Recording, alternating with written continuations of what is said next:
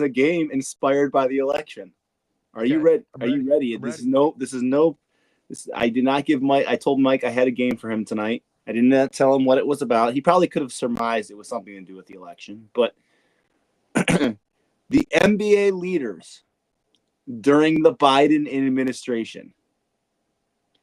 Okay. I'm going to go through stat categories, and I want you to take a little stab. And we don't need to sit here and spend like a long time going through this, but I've got 9 different stats for you to try to figure out. All right, Okay. during the All right. during the Biden administration, so that means the last 4 years since January of 2020. Okay. You got to keep in mind that we had COVID in the bubble, or it was no, not COVID in the bubble. It was after COVID, but it was still a weird, wacky time where people were out all the time, like 21. Anyways, so the last 4 years. Here we go. What NBA player has the most points? Nikola Jokic. No, but he is a foreigner. Luka Doncic. Luka Doncic. Okay. The most rebounds. Nikola Jokic. Right conference. Man.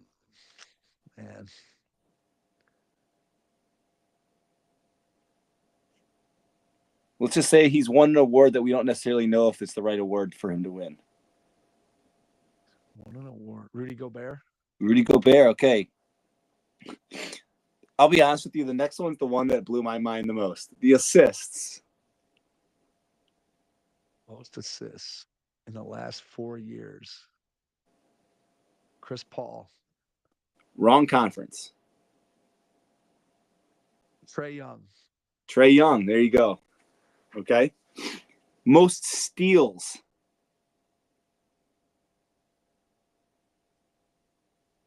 Shea. No.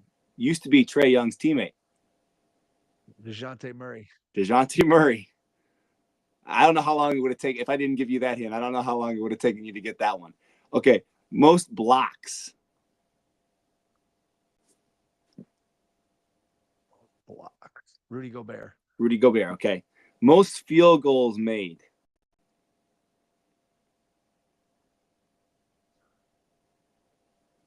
Luka. Nope. The other foreigner. Jokic. Jokic. Okay. Most 3-pointers made.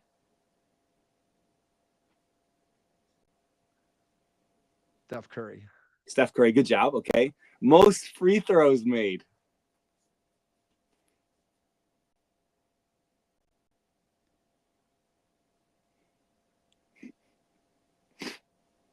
Someone we're probably going to talk about on the podcast tonight. May have been suspended by the league today.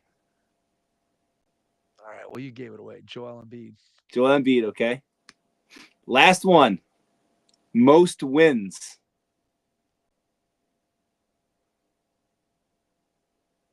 Giannis. Nope. Jason Tatum. Nope. Nikola Jokic. Nope. Member of the Cleveland Cavaliers. Donovan Mitchell. Nope. Max Strus. Nope. Most wins? Number 20.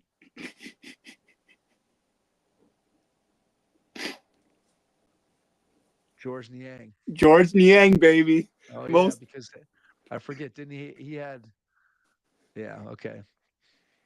George Niang. We had this question, but we had this question before. We had something similar. In some other fashion. Well, I didn't do too horribly. I thought it was going to be a lot worse. There you go. But that was a little game, Mike. That was a little game. So I think obviously we like to have our little gimmicks or games that we can play, but anyways, so getting into the NBA, and obviously the NBA was off tonight. I thought I would start by giving a little update on our NBA wins. All right, Mike, go for it. You are currently in the lead by 3. Hey, how about that? It might be my first time ever. I say shame on you, Milwaukee Bucks. You 1-6. So 1-6 Milwaukee Bucks. The other one, hold on. There was another one that's rough for me. NBA total. But yeah, so right now you are up by a total of 64-67. I have the Milwaukee Bucks won. I guess that's my only bad one. Your bad one's the Philly wins, but that was a late in the draft pick. My Milwaukee Bucks pick was the 5th pick I made. Not looking good, Mike. But I kind of delving back into that. The Cavs, Mike. Are we believing now? Are you believing? I mean, I know we're this is a 2-week sample size, but you just look at who they've played, and I know that the Bucks are scuffling right now, but you've beaten the Knicks in a comeback win. You've beaten the Lakers, which I know is the Lakers, who are not nearly as good as you probably as after last week's episode. I started saying the Lakers are there, and they've been terrible. I don't think Detroit's a slouch because they're playing tough. Like they're not, they beat the Lakers yesterday. They beat the Bucks twice, and then who's the other team that I'm forgetting that we beat? The Orlando Magic without Orlando Paolo. Magic without Paolo, but still, I mean, they're still good. Like I'm just saying, listen, I'm believing. I know you said I was crazy, and I don't know if you listened to Simmons' pod yet. Did you listen to Simmons' pod yet, where he went through the tiers? It did, yes, I did listen to it. He had us 3. I think it's the right spot right now, probably. I mean, although I think I might even have us Oklahoma City 1, us 2, and Boston 3, just because Boston lost that dumb game. But I also know that they're the defending champs, and Simmons is also going to have a bit of a Celtics slant. Okay, just like we're going to have a little bit of a Cavs slant. But everything about the Cavs is just, if Garland continues to play at this level, I think they have potential, big time potential, like contender potential. What's really nice is it seems like, and Simmons mentioned this last night or on the pod, it seems like they're more willing to let the guy who's cooking cook. Like 2 nights ago, Mitchell was playing really, really well, and they let him do his thing. Garland last night was on a roll. Mitchell kind of deferred to him. Like it wasn't like Mitchell had to get his. Mobley has just been, to me, other than his biggest problem has been foul situations, but Mobley has been fantastic.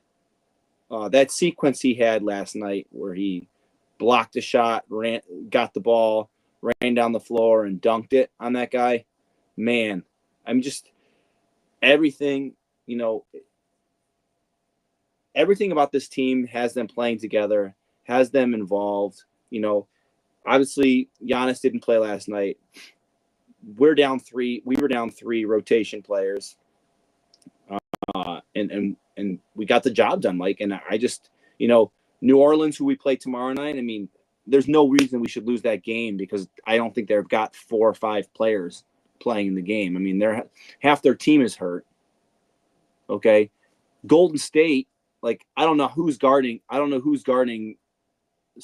Donovan and Darius Garland on the Golden State Warriors because Steph's surely not guarding them. I'm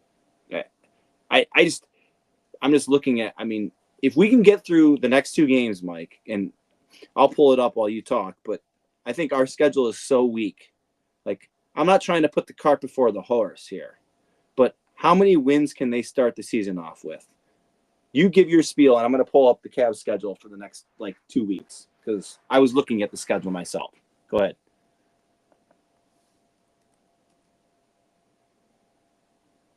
All right, so I think when it comes to the Cavs, we touched on it last week, and I mentioned it as one of my scariest things going in the NBA was Darius Garland and his resurgence from where he was last season after the broken jaw and just the difficult season that he had last year, to be able to turn it around. And he's now had, including the game last night where he goes for 39, and he just looks like a confident player again, which it never felt like he was last year.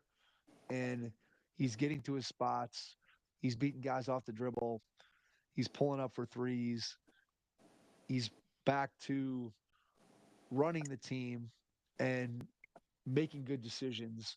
And if you're going to get this Darius Garland combined with Mitchell being, as you said, willing to at times take his hands off the steering wheel and let Garland take the team, I think to be able to have one of those guys on the floor at all times, and obviously for a good portion of the game, they're going to be on the floor together.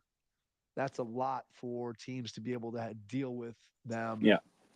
on the defensive end of the floor. All right. I still think as contenders and as good as the Cavs defense has been and can be, I still think that when you have two small guards in the playoffs, I still think that that's a challenge in certain matchups. But as far as what they've done to this point, regular season wise, and look, I don't know how much of Garland's resurrection you can pin to Kenny Atkinson and the different way and style that they're playing, or is it just the fact that Garland's healthy and now they've played together for a couple of years and they're starting to figure things out? I don't know what exactly it is, but clearly Garland playing at this level makes the Cavs that much more formidable. I think it starts right there with Darius Garland being a version of him that we didn't see really all of last season.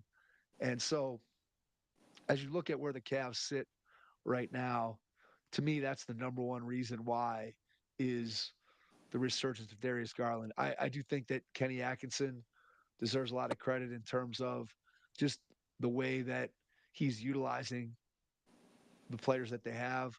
Sam Merrill is playing a huge, huge role on this team right now, and he just continues to shoot the ball really, really well. And obviously, he's a guy who spreads the floor, and if they can have him out there and protect him defensively, which if you have Allen and Mobley on the floor at the same time, obviously you have a ton of rim protection in those two guys who have both been playing really, really well. I mean, Mobley continues to take steps.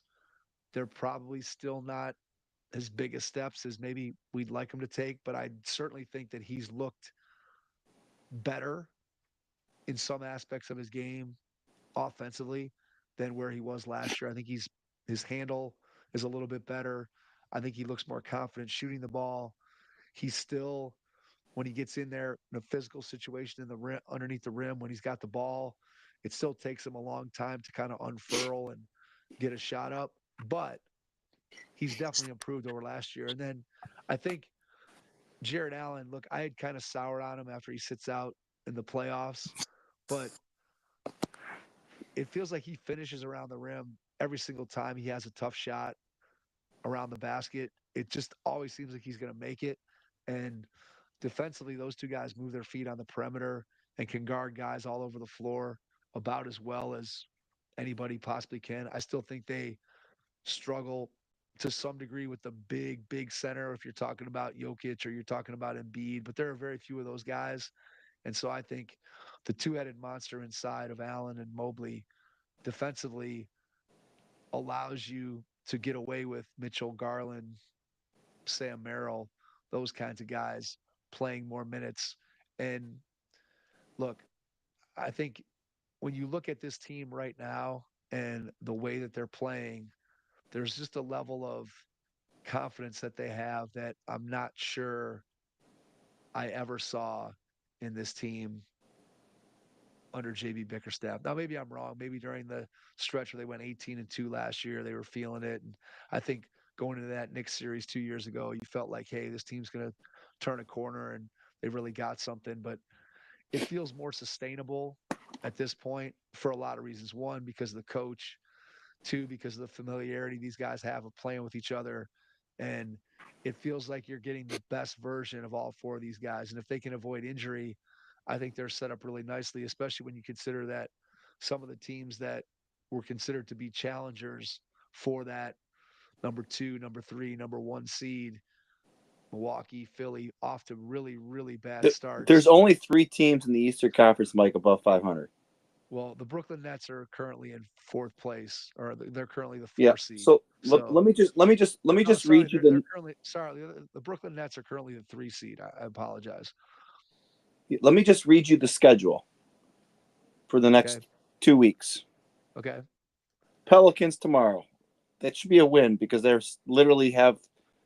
Nobody left except Zion, I mean, maybe. Zion's questionable, right? Yeah, because he has the ham. He has the ham. Whenever you see Zion questionable with a hamstring, it's never good, man. Look, if you're a fan, look, it'll be good for the Cavs, I guess, if he doesn't play. But if you're a fan of the NBA or you're a fan of the Pelicans, you see Zion hamstring, and Okay.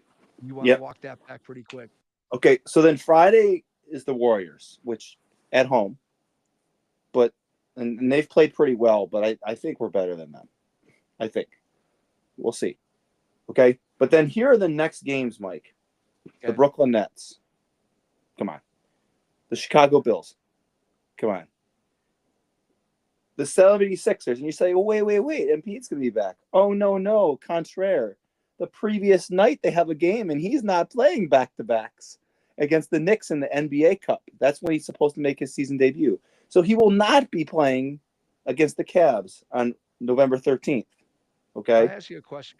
We'll finish the schedule, and I want to ask you a quick question about Embiid. And then they play the Bulls. And then they play the Hornets.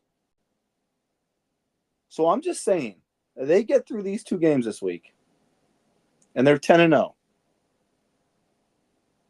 I'm looking at 5 more wins that they should have. They would be a 15-0 to start the season, and then they get to the 16th game against the Boston Celtics. It'd be fun to go into that game 15-0. I mean, I'll take 14-1, quite frankly. But It'll be a I mean, big game. It'll be a big game. That'll be a fun game no matter what. but I'm just saying, would you agree that if they get through, I mean, they should get through tomorrow. If they can get through the Warriors game, they a 15-0 is a realistic possibility, right? I mean, you should beat the Warriors at home.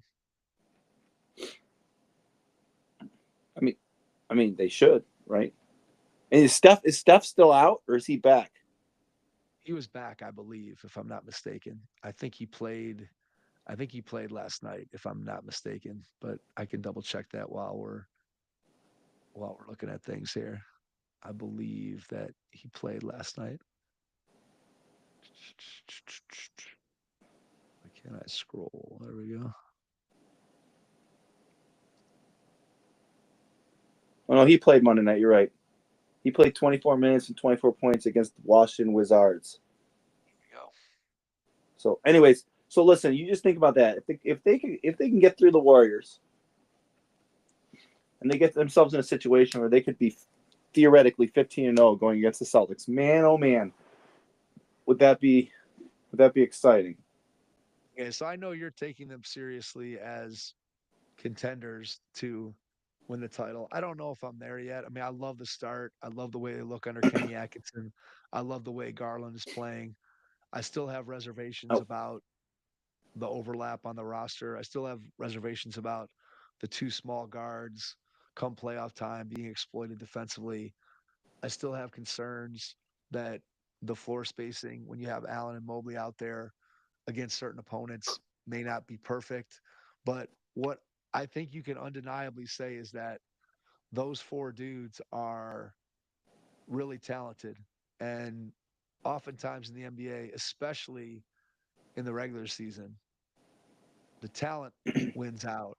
And the one thing I will say about the playoffs, you saw it last year against Orlando, was that Donovan Mitchell, although he didn't show up big in that Knicks series 2 years ago, he was big in that Orlando series, and he obviously played well in the couple games that he played against the Celtics before he had to sit down. The Cavs do have a guy that's a proven playoff performer, and I think it's only a matter of time. If this is the version that we're getting of Garland in the regular season, I see no reason why he couldn't perform that way in the playoffs. And so I think you start looking at the Eastern Conference, and it's hard to envision a scenario unless the Cavs sustain, and it's almost like they'd have to sustain like multiple injuries to guys that they're not going to finish in the top. I mean, they're certainly going to finish in the top four. I don't think there's at this point. I don't want to say they've clinched, but it's hard to imagine a scenario where they're not in the top four. And the honest truth is, I think they have a really good chance of finishing in the top two because I look at everybody below them in the Eastern Conference, and I mean, you can go through it team by team and start with Milwaukee. That team just can't guard anybody, and I don't know if there's any way that they can solve it or fix it because they don't have any assets to trade. They got no draft picks until like 2032, and if you're going to trade Damian Lillard, he's due to make like $62 million. You're not getting back anywhere near value for Dame. And at some point, I mean, look, Giannis hasn't asked for a trade, but there's going to continue to be lots and lots of speculation. That can't be good for the Milwaukee Bucks. The Sixers, they're already in the hole. I don't trust any of their guys. Embiid, look, when he comes back, how do they? I mean, the Cavs, even if he was going to play against the Cavs, that game's next week. How are they going to determine when he's healthy and when he starts his 3 game suspension? Does he have to come back and play one game and then take the suspension for 3 games, or they just say he's No, he's starting serving. They said Shams said tweeted tonight. The next 3 games he's going to be suspended. but he's not even playing, so it's not really a penalty. Well, he doesn't get paid now. Oh, there you go. I'd make him come back, play a game, and then sit him for 3. That's what I would do if I was the NBA. Anyway, Philly to me is dead in the water. They were dead in the water before the season started because you're relying on Embiid. I just don't think that team's going to be good. So those are two of the teams that a lot of people projected to be in the top 4. The Knicks, look, my Karl-Anthony Towns scary prediction last week hasn't looked too good this week when he went for like 44 and 19, and then he had another big game, I think, against Bam Adebayo and the Heat, and it's looked much better. I still, to me, Karl-Anthony Towns, I know we're past Halloween, but he's still completely just a trick or treat dude. And when it comes to playoff basketball, if I'm a fan of a team and I see Karl-Anthony Towns out on the floor for my team, I do not feel good about it. So even though my take last week has not looked good over the past couple games because Towns has played really well, I still think long-term playoffs, I'm just not buying the New York Knicks. And then they just have no depth. I mean, they have 6 guys, and I guess you can say Mitchell Robinson when he comes back, but he's hurt all the time. If they get an injury or two to anybody, they're going to have a hard time maintaining any type of good record in the Eastern Conference because they're just so thin. And then Indiana, Halliburton had a decent game last night, but he's been way down. Orlando, without Paolo, clearly is compromised. I mean, the whole Eastern Conference, you said it, there's only 2 teams above 500, and the West is so stacked.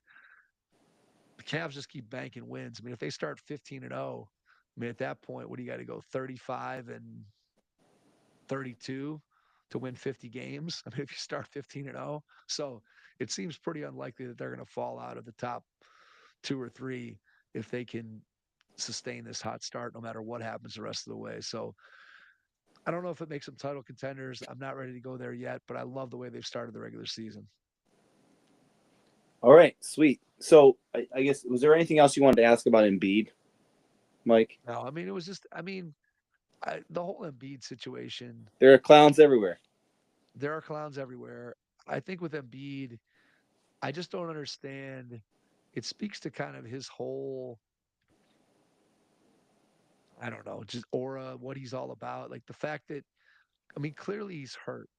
And so I don't know why the Philadelphia medical situation with the Ben Simmons stuff, with the Markel Fultz stuff, with this stuff, with Embiid, I just don't understand. Like if the guy's hurt, just, I don't know, why not just come out and say, I'm hurt? Why go around and dance around and say he's resting and this and he's ramping up? And I mean, he's hurt. And so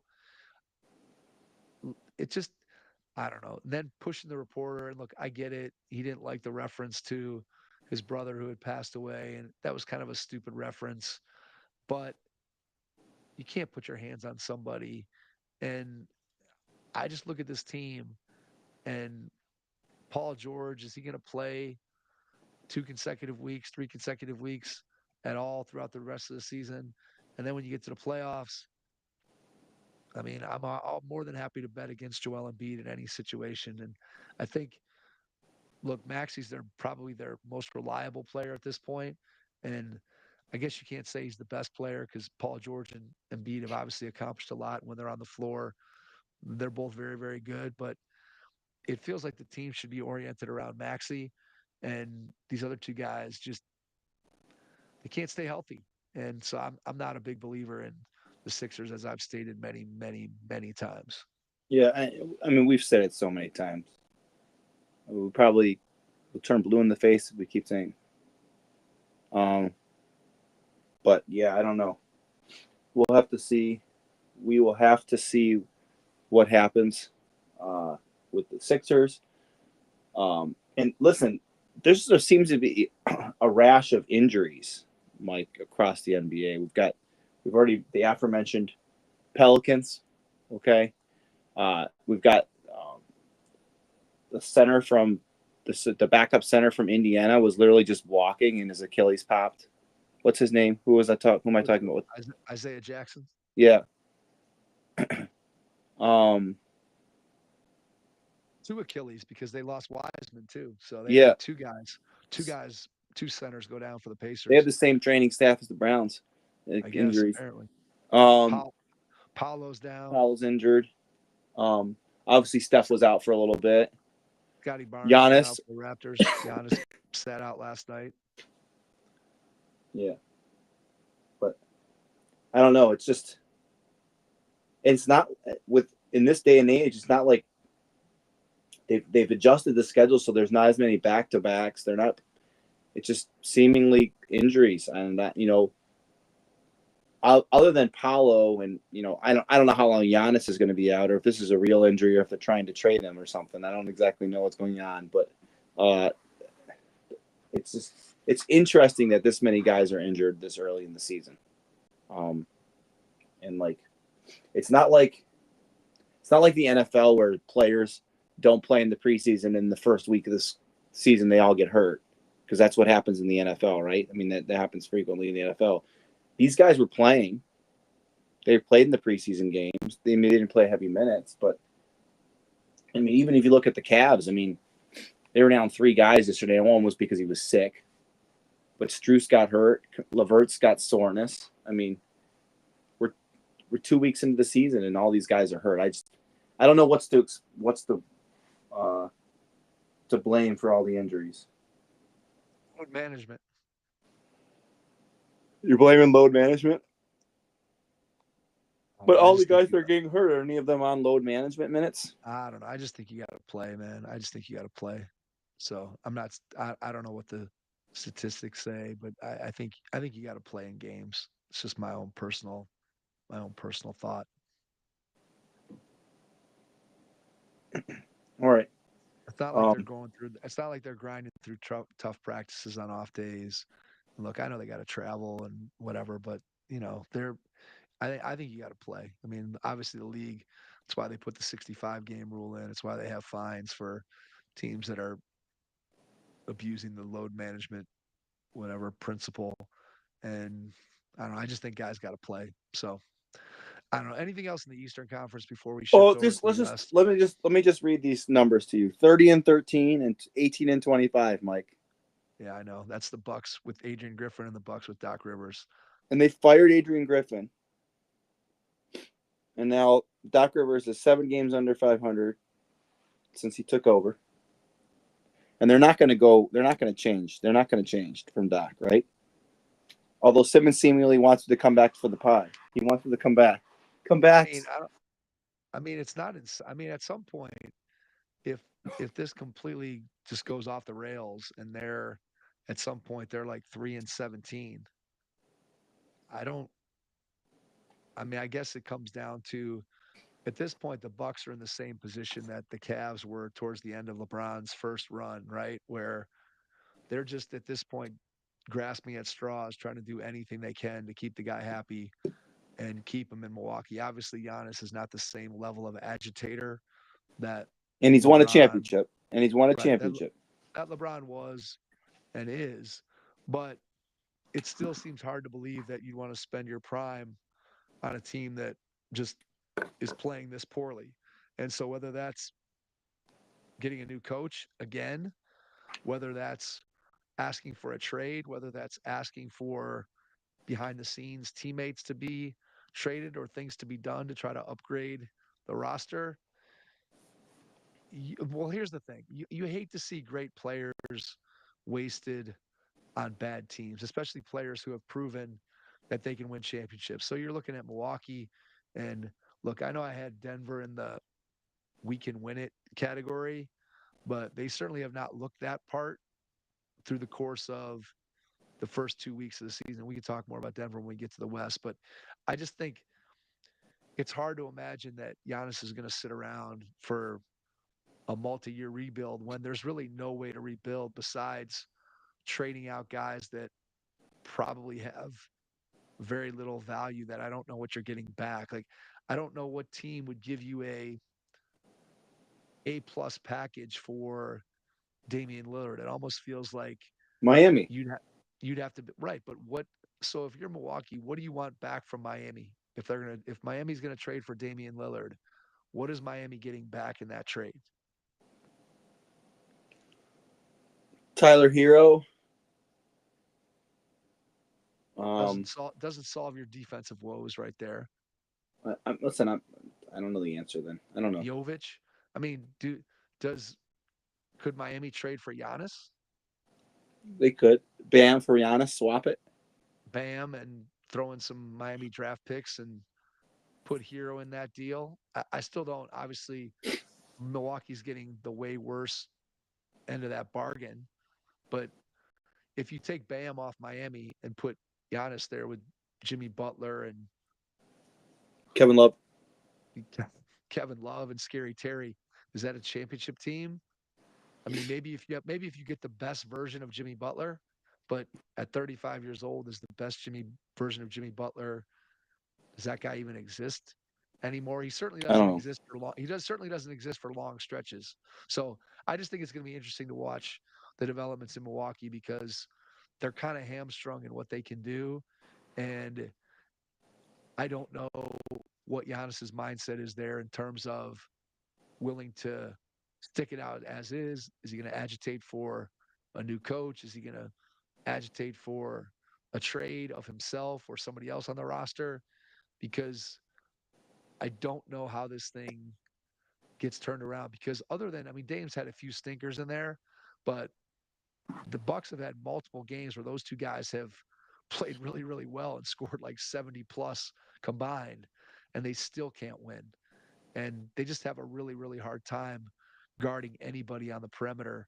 And when you can't stop anybody in the league today, especially on the perimeter, you're in a lot of trouble. And they're not good enough collectively as a team. Those two guys are good enough, but collectively, they're not good enough offensively to be able to overcome the fact that they've dropped way, way off since the Coach Bud days. Yeah, you know, Coach Bud. Speaking of which, baby, oh baby, that pick's looking good for me, Mike. It's a good pick. I mean, I think the case against Phoenix is their health. Durant's been fantastic to this point. I mean, he's probably a top three MVP candidate at this point with as good as he's been playing. Booker's been a little bit down and hasn't been playing nearly as well this season, at least to start. Durant's clearly been the guy.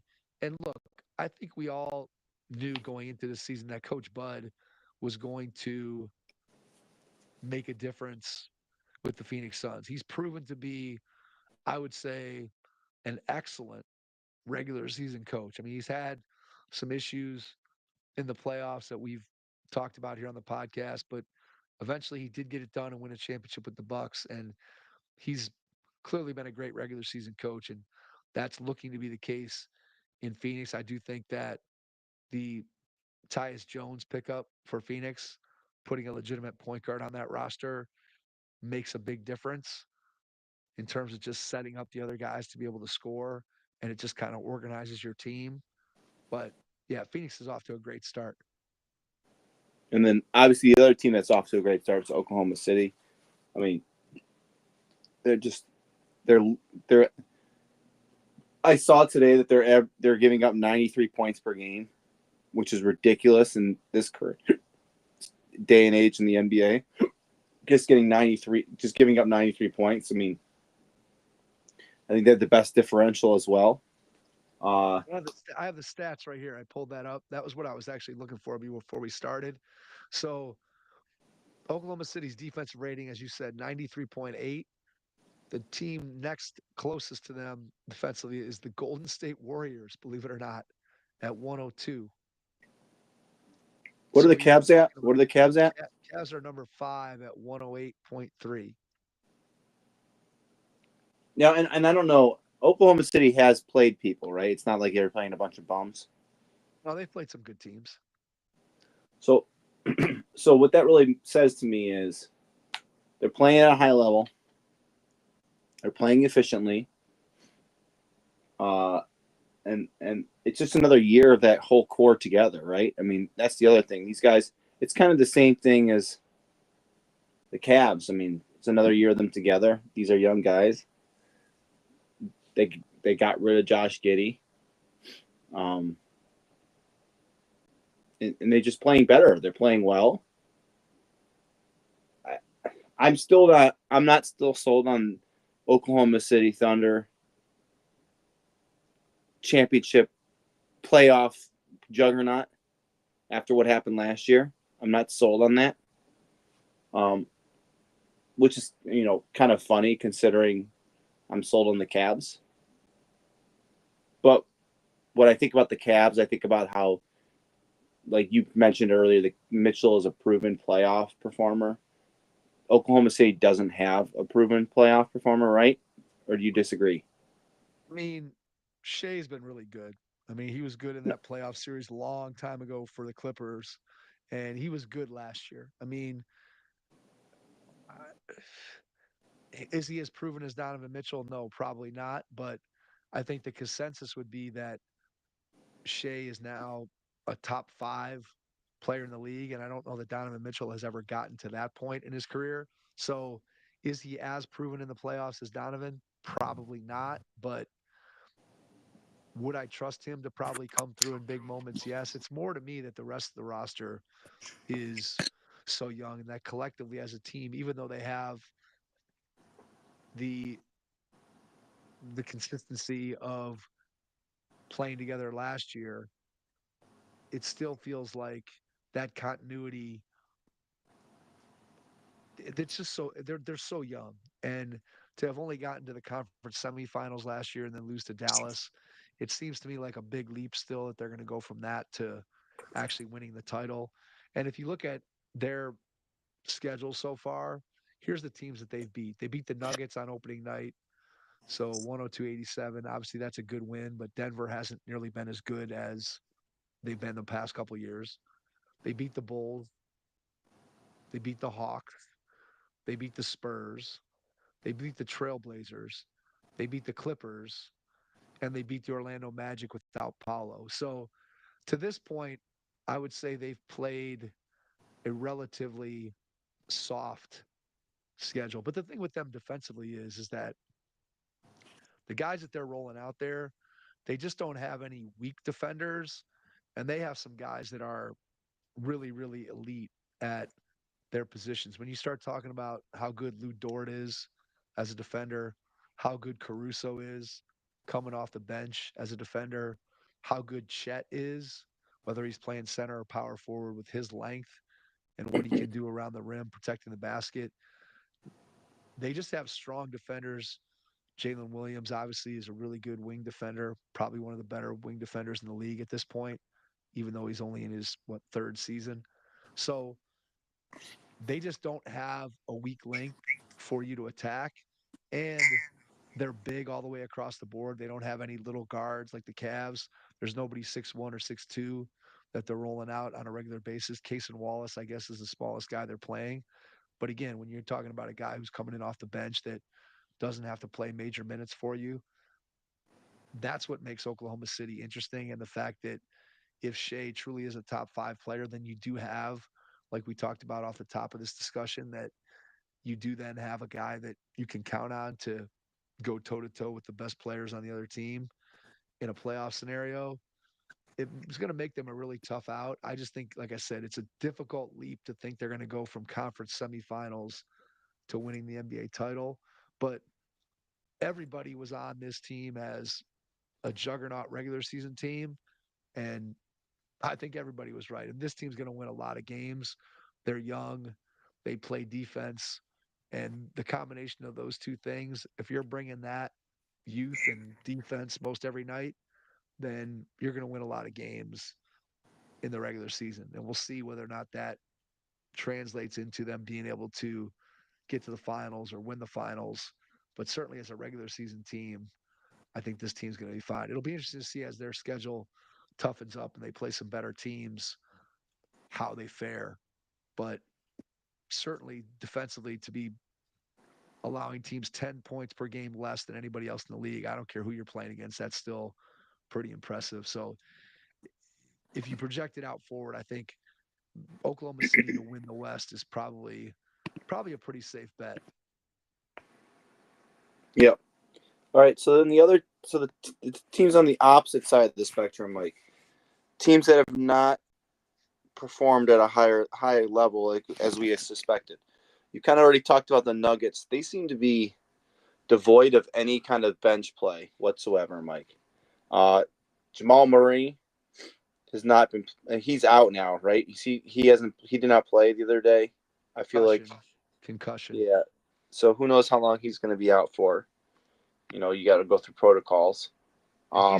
He's been Jamal Murray. He has not been Jamal Murray of the championship run.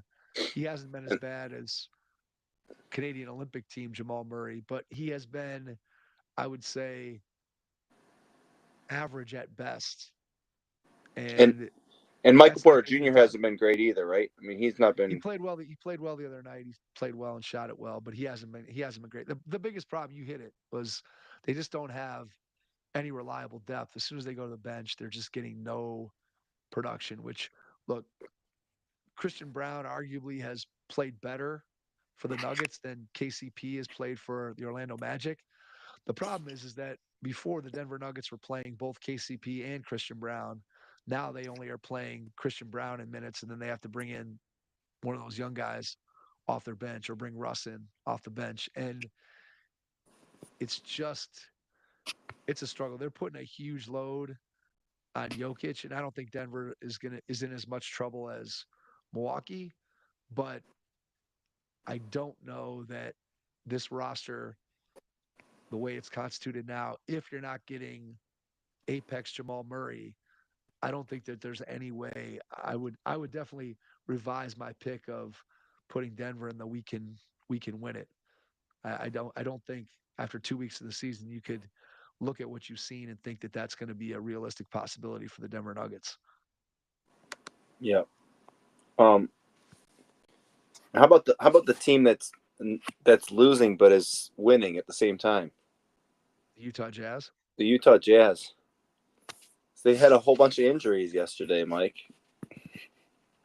Well, Utah, we talked about it in the preview pod that I felt like Utah was a team that wanted to lose. And they had enough pieces, parts in Clarkson and Sexton and Markkanen, guys that are veterans that theoretically, if the team wanted to compete and try to win games, they could probably drag themselves up into at least play-in contention if they really wanted to. But I'm not sure that's what I the think team they've wants to gone do. for the poopy for Koopy There you route, go. Mike. They definitely have. Um, They definitely have. uh, what other Western Conference teams do you want to talk about, Mike? Any? I think Sacramento has been interesting. I think that when you look at the Kings, they still have some deficiencies defensively, but offensively, when you have DeRozan, you have De'Aaron Fox, you have Sabonis, then you have Malik Monk off the bench. Like those are four pretty elite offensive players. And so I think Sacramento is going to maybe be better than what people think. Minnesota is another team that I'm not sure I had them in the we can win it. And I'm not sure I would take them out the same way I would take Denver out at this point. But Minnesota is going to be a work in progress as they figure out. Randall's been pretty good to this point.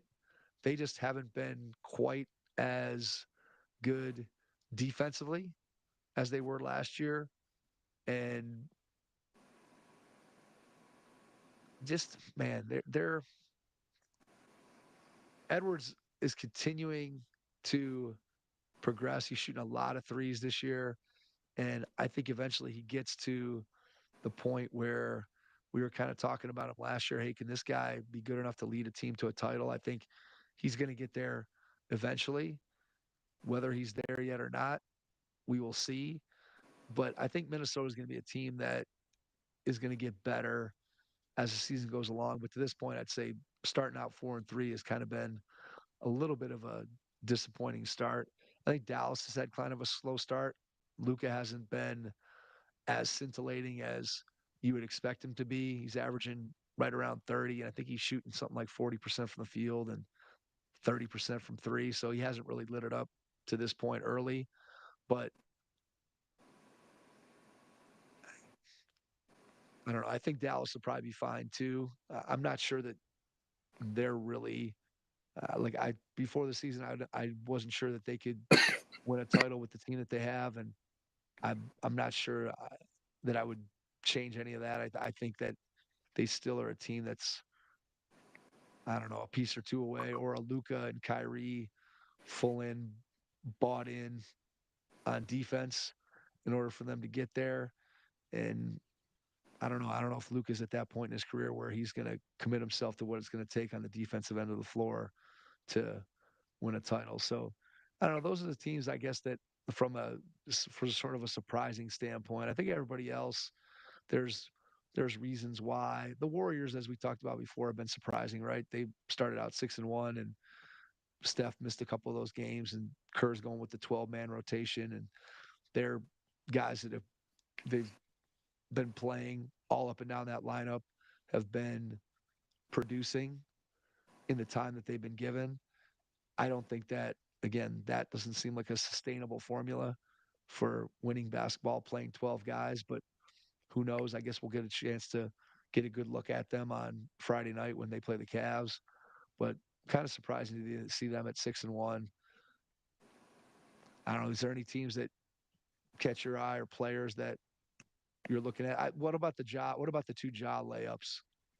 I mean, cool looking, I guess, right? Those were absolutely it wasn't as incredible. impressive as Saquon Barkley's backwards hurdle in the game yesterday. I don't know. That was pretty good. The Saquon Barkley play was pretty good, but the one Ja reverse where it looked like he was going to go in for like the right-handed lean in Michael Jordan dunk, and then he just spins in the air and finishes with his left hand. I mean, that was legitimately insane. I mean, I can't even fathom even trying to do that like on an 8-foot basket, let alone doing it on a 10-foot basket. I'm going to compliment someone that we spent a lot of time on this podcast harassing. James Harden's playing all right, Mike. Yeah, but to what end? I mean, yeah, he's averaging like I think 21, almost a triple-double. Almost a triple-double. But the Clippers are going nowhere, and I guess that would be my. Hey, but Kawhi won the contest with picking up the most candy corn with his hand. I said, see that. Not surprising, based on the fact that his nickname is known for that he's known for having huge hands. But I'm sure the Clippers would like to see him do more than pick up candy corn. Let's put it that way. Look, if you're building your offense, is he playing? Is he playing this year, Mike? I want your legitimate thought. I know at the beginning of the year I said maybe he just retires. I think I said that. I said that maybe I said that last year and this year. Does Kawhi play this season? He's not going to retire because he has 3 more years worth 150 million. So I say he suits up for like 10 games, comes back, plays like 10 games, and then packs it in sometime in March. He packs it in, and season's over. Like, I mean, you just if you're the I'm Clippers, hitting the under, Mike. I'm hitting the. Do yes. you want Oh yeah, you set the over under? You want to say it at 10 games? sure. I'll set it at 10 games. I'm going under. Okay, it's fair. I don't think you're. The I don't last think time you're wrong. what could go wrong? The last time I went under on the number of games played. I mean, he's not there yet, but Zion's going to cross that number. So I feel like he's gonna. Yeah, Zion's definitely gonna get to 250. Kawhi, I have no idea. You could tell me. You could tell me anything. You could tell me he never plays in the NBA again, and I would find that to be believable. The Clippers, you just can't build your offense around 2024 James Harden and expect to you win could build a pretty 40 awesome games. dome from all reports. I So, guess. Yeah. I mean, the arena sounds like it's cool. Everybody who's gone to it or that I've heard talk about it says it's a cool experience, which, again, when you have the kind of money that Ballmer has, then you should be able to hire the best people to design yeah. it and build it and all those kinds of things. So, not surprising that they did a good job with the arena.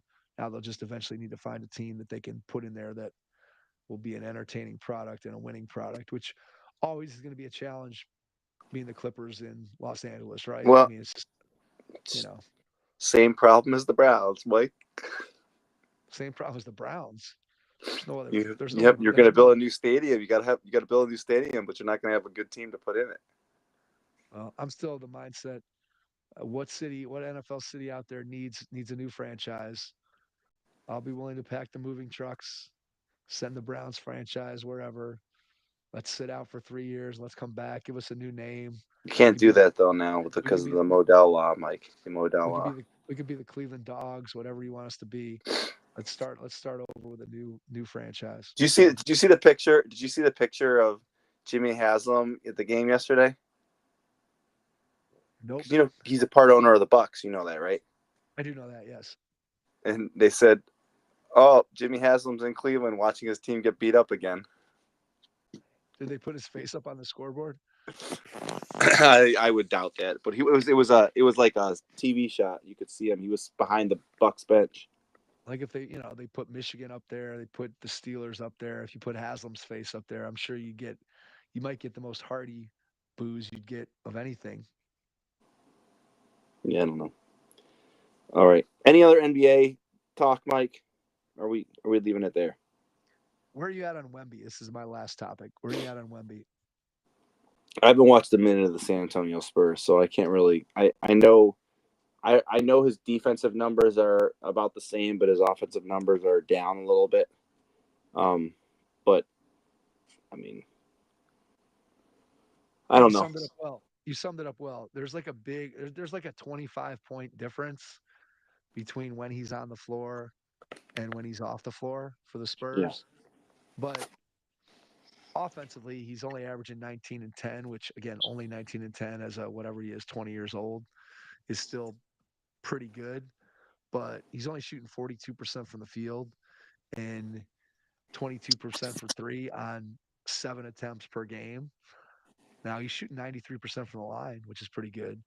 But he hasn't his shooting hasn't taken the leap that a lot of people maybe thought that it might, or that might be the key to him making an all NBA team, which I think a lot of people thought was going to be possible. And we talked about that here on the pod as well. It'll be interesting to see how the rest of his season continues to progress. If he improves the way he did last year in the second half of the season. But again, his on off numbers for the Spurs are pretty pretty wide from when he's on the floor versus when he's off the floor, which again, with the presence that he has defensively is not really all that surprising. But offensively, I'd say he's been underwhelming compared to maybe what the leap people thought that he was going to take. But it's definitely he's going to be one of the more interesting guys to watch over the remainder of the season to see kind of how he continues to progress, or in this case right now, it seems like he plateaued a little bit from last year. So anyway, that was my last guy I wanted to make sure we hit on. I think everything else we kind of touched on to to some to some degree. We didn't talk any Lakers. We did briefly. I Yeah. mean, I don't really. Shengun. You want to talk Shengun? No, Rockets have a good team, man. Rockets have a lot of dudes, and they're going to be an interesting team to watch. Just again because of the depth that they have and the number of interesting players that they have. And I'm not sure they can play everybody, and they may be a candidate at some point to make a trade to maybe bring a big name in there. I could see if you start talking about if you're Milwaukee and you have to trade Giannis, Houston be one of the first places I would look if I wanted to rebuild my roster. Houston's not a candidate for Dame Lillard, but if Giannis became available, I think Houston would be a place if I was Milwaukee that I might look just because they have a lot a of lot of pieces to trade, they got right? right and a lot of young pieces that I think have the potential to be maybe more and bigger roles. So we'll see how their season progresses. But they're off to a pretty good start, 4-3, and I said I thought they'd kind of be towards the back end of the or be in the playoff, be in the play-in mix, and maybe even with a chance to get into that top six. And um, who knows, man? Who knows is correct. All right, Mike. I think that's it. I know All right. everybody's listening to us with bated breath and waiting to see what happens with this election. Who knows where we'll be as of next week? But we'll just have to wait and see, Mike. Wait and see. All right, what's your take on Jameis Winston? I'm not sold, Mike. Not sold. DTR is I DTR hurt? Is DTR hurt? no. They said, No. listen. Here's what I would do, Mike. I'm not being honest with you. I would do whatever is my power to just keep losing. At this point, tank. We don't need lottery pick. We don't need lottery balls and anything. It's just the worst record. Just Do we tank. have a pick this year? Do we have a pick this year? Uh huh. We do? The 3 years is over? Uh huh.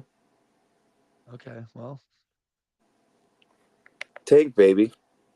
I'll sounds verify good. this, but I mean I mean, if that's Browns. true, if that's true, then definitely. I can't imagine that we have a first round pick this year. I feel like it's still got to be another year. Browns 2025 draft picks after their own first round pick, their own second round pick, their own third Okay. round pick, All right. Well, then, yeah, the let's do it, Buffalo man. Bills third round pick. They have their own All right, fourth let's do round it. pick. All right, I'm sold, man. That's all the Browns Take talk I needed for tonight. tank for Shadir Sanders. There you go. Sounds like a plan. I'm in. You Count know who me that in. is, right? Yeah, he's from Colorado, right? That's He's Dion's son. Dion's son. There we go. Did Bring you see prime his time. video this week? Did you Bring see his prime video this time. week? No, I didn't see it. Didn't They see were it. talking. They were talking. Don't forget registration for your spring classes tomorrow at 9 a.m. And Shadir Sanders said, "I'm gonna be in the league." There you go. Uh, Locked are you in, saying? Are you you locked saying in on those studies. he's not taking his academics seriously at this point? Is that what you're saying? We have a Maurice Claret situation going on here. I don't Oh, know. there you go. All right. Well, let's leave it on academic fraud. Let's leave it there, and we'll call it. We'll, Nepotism, and academic fraud. First, we got nepotism. Mark Few's Yeah, son getting dunked on, and that was a then good. That's a good video. If you're out there listening, you haven't seen the Mark Few's son checking into the game for Gonzaga and then immediately getting just almost jumped over Vince Carter style. It's a wait a second. fun. When I saw him, how tall is Mark Few's son? Is he like? Can't be very tall. He's not very tall. He might be 6'1", maybe. We'll I, see. I'm sorry. Look this up. Mark Few's son, and we're not. Listen, I'm not. I'm not trying to embarrass that child. But how tall is he? Oh, it's set. He's listed. He's listed at 6 foot 170. Mike. That means All he's right. shorter and weighs less than I do. Okay. That's not. It's not. That's not going to make it in college basketball. I'm sorry. No, In it's D probably one. not a. It's probably not a good combination, but nonetheless. Oh, All right, let's leave it there. We will be back next week with a new president and a new NBA episode. So thanks for checking us out tonight, and we will catch you on our next episode. Thanks. All right. There we go. We had exactly an hour, Mike. I know that was pretty good. It looks like he's gonna win, man. How can that fucking be? Seriously. I mean, what a what a what a sad statement of our Oh, country. Stronzel's levy got destroyed. Oh, really? Last time I checked, it was 64-36. Wow. So it's not even close. Wow. It's Bernie bad Moreno day. beat Sherrod Brown. Did he? Yeah. Issue 1 failed. People don't want democracy, baby. They don't want it. It's crazy, man. It seriously is crazy.